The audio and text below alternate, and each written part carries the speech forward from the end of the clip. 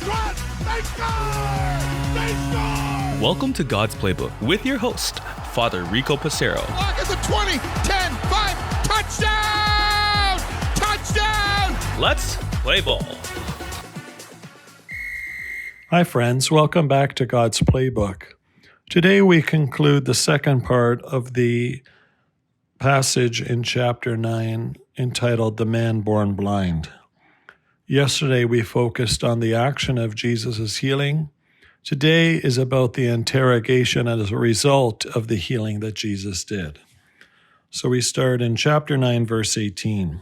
We hear in the scriptures, "Now the Jews did not believe that the man had been blind and gained his sight until they summoned the parents of the one who had gained his sight. They asked him, 'Is this your son who you say was born blind? How does he now see?' His parents answered and said, 'We know that this is our son and that he was born blind. We do not know how he sees now, nor do we know who opened his eyes. Ask him, he is of age. He can speak for himself.' His parents said this because they were afraid of the Jews, for the Jews had already agreed that if anyone acknowledged Jesus as the Messiah, they would be expelled from the synagogue. For this reason, his parents said, 'He is of age, question him.' So a second time they called the man who had been blind and said to him, 'Give God the praise. We know that this man is a sinner.' He replied, 'If he is a sinner, I do not know. One thing I do know is that I was blind, and now I see.' So they said to him, 'What did he do to you? How did he open your eyes?' He answered them, 'I told you already, and you did not listen. Why do you want to hear it again? Do you want to become his disciples too?' They ridiculed him and said, 'You are that man's disciple. We are disciples of Moses. We know that God spoke to Moses, but we do not know where this one is from.' The man answered and said to them, 'This is what is so amazing, that you do not know where he is from, yet he opened my eyes. We know that God does not listen to sinners, but if one is devout and does his will, he listens to him. It is unheard of that anyone ever opened the eyes of a person born blind. If this man were not from God, he would not be able to do anything.' They answered and said to him, 'You were born totally in sin, and you are trying to teach us?' Then they threw him out. When Jesus heard that they had thrown him out, he found him and said, 'Do you believe in the Son of Man?' The man answered and said, 'Who is he, sir, that I might believe in him?' Jesus said to him, 'You have seen him, and the one speaking with you is he.' He said, 'I do believe, Lord,' and he worshipped him. Then Jesus said, 'I came into this world for judgment, so that those who do not see might see, and those who do see might become blind.' Some of the Pharisees who were with him heard this and said to him, 'Surely we are not also blind, are we?' Jesus said to them, 'If you were blind, you would have no sin. But now you are saying we see, so your sin remains.'" The Gospel of the Lord. Praise to you, Lord Jesus Christ. Friends, we see here in the second half of the passage the interrogation that follows the healing. Again, based on yesterday's podcast, you heard me say that they were scandalized because Jesus did these acts on the Sabbath day. Plus, the very act itself is a threat to the leadership of the temple. Jesus clearly has more power than they have, and so he becomes a threat by his actions, by his signs, which are filled in the Gospel of John. So notice how the passage begins with speaking with the parents. You have to remember, friends, like we talked about yesterday, the idea of generational sin. So the Jewish leaders already know that the parents are on the fringe. There's this perception by all of them that they are great sinners. That's why their son is being punished with no sight. because God would be upset with their sin, which we know is not true, but this is what they believed at the time. So with the parents already on the fringe of being kicked out of the temple and the synagogue area, which is the very core of the community, at first glance, it might appear to us like, how could they not protect their son? Why do they seem so disinterested? And the reality is, while you and I might be scandalized by this, they're thinking of their own preservation within the community. So they're giving into the peer pressures of pretending and acting as opposed to just loving their son and being grateful for the great healing that Jesus had brought to him. So number one, the parents are trying to do damage control. Ask him yourself. They're passing the buck. How many times are we asked to stand up for something, but we might be caught up in worrying about what others might say, or if we're truly honest, what are the consequences that could come to us? And so it's important, friends, that we actually realize that standing up for truth is of the utmost importance. Once they interrogate the man who was once blind again, you see that there's kind of this back and forth. You see that the man is no longer shy and basically threatens the leadership to say, well, you are his disciple. And so when they are on the defensive, calling themselves disciples of Moses, you can see that the man is so fed up with their questions because they actually obviously don't care about him at all. They just have this venom against Jesus. And so to this man, he's probably thinking, why would I help you, number one? You obviously don't care about me. You've treated me and my family with ridicule since I've been born. So why am I going to do anything to help you? It can be very easy for us to see that this back and forth is a result of them grasping at straws to try to convince the crowd and the authorities that Jesus is this terrible person, when in fact he's the exact opposite. Notice that they connect everything to Moses and their faithfulness to the law of Moses. This comes up throughout the scriptures.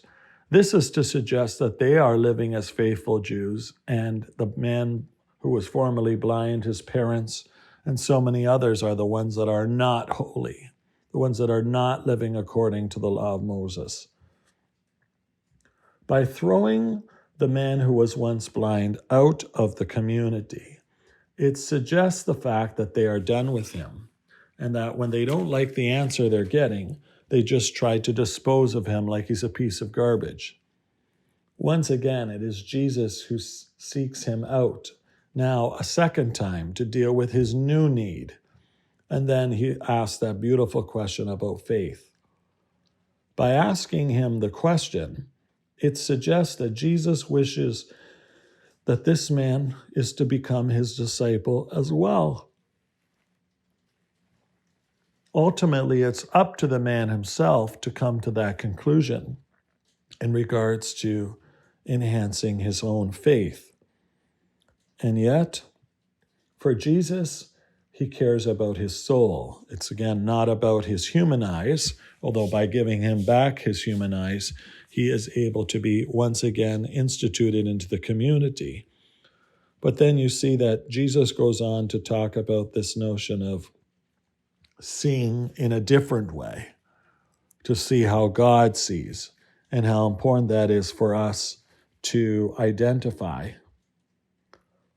The passage ends with the Pharisees suggesting that Jesus is calling them blind. When you're guilty of something, you're really on the defensive. You really have your back up. And oftentimes you might even have the phrase diarrhea of the mouth and saying too much.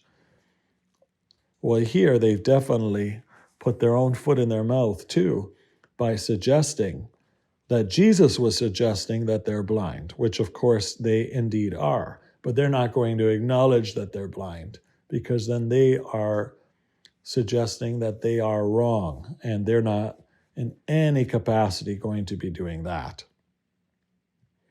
Jesus is trying to help them and us to realize our own blindness. This sense of awareness of where we stand before God is something that every person should take seriously. Every person should strive for. Even in my own life, I know I need to become more aware of the actions that I have that can have a positive effect on the people around me, and just as equally have a negative effect of the people around me. So in this interrogation, in the second half of this passage in chapter 9, we see that Jesus, rather than being thanked, is being questioned. His integrity is being questioned. And the integrity of the man and his family is also under scrutiny. What does this mean for us? Have you ever done a good act for someone else, and instead of just thanking you, they start to think that you might have had a hidden agenda? Perhaps after doing a good act for someone, rather than thanking you, they actually get angry at you. And you might ask yourself the question, I went out on my way to help this person, and this is the thanks I get? Have we ever been the person who, instead of being grateful for the help, has ridiculed as a result? I know in my own life, sadly, I can identify with both aspects of this passage. And yet, Jesus continues to show us how we are to respond, regardless of whether we're being accused or doing the accusing.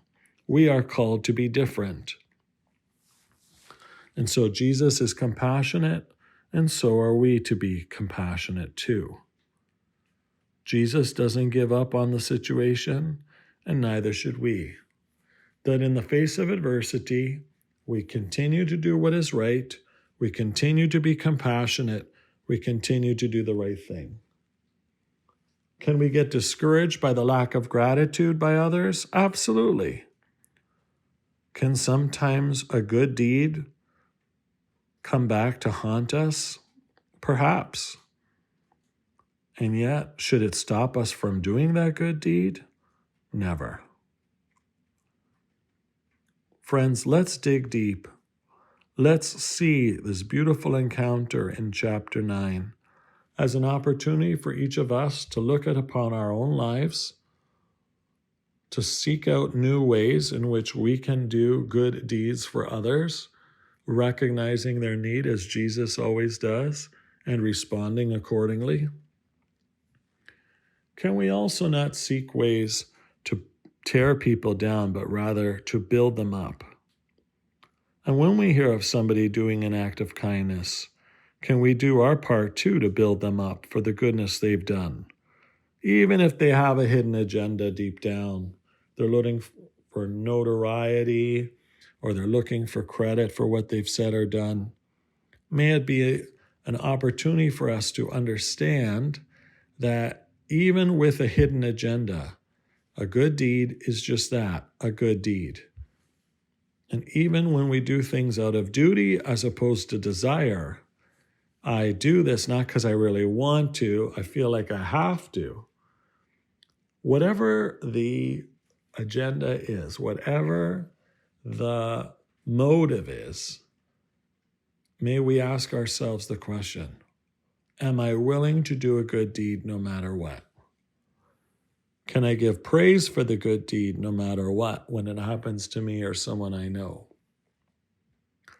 And then, can I be inspired to want to do more, to move from duty to desire, so we live according to the teachings of Jesus and act like he would act?